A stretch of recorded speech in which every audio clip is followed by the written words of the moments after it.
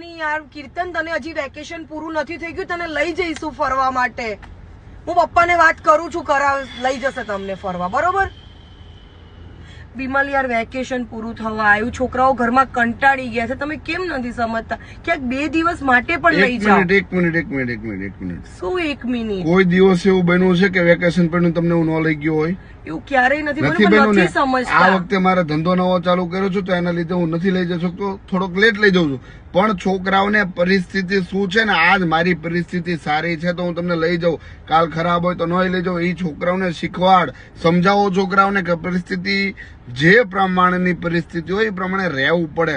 તમે લોકો બોલવું જ છે. શું કેવું સાહેબ? તમારે તો ખાલી બોલવું જ છે. એક પિતાને જ ખબર હોય કે એને કેવી રીતે એડજસ્ટ કરવું, બરોબર? આજે એમના માટે છે ને બધું જ કરીએ, દેવું કરીએ, કાલ સવારે દેવું ભરવાનું હોય તો છોકરો એકેય નો ભરવા આવે સાહેબ, આપણે જાતે ભરવું પડે. ન ભરીએ કોને તો ઝેર પીવાનો વારા આવે.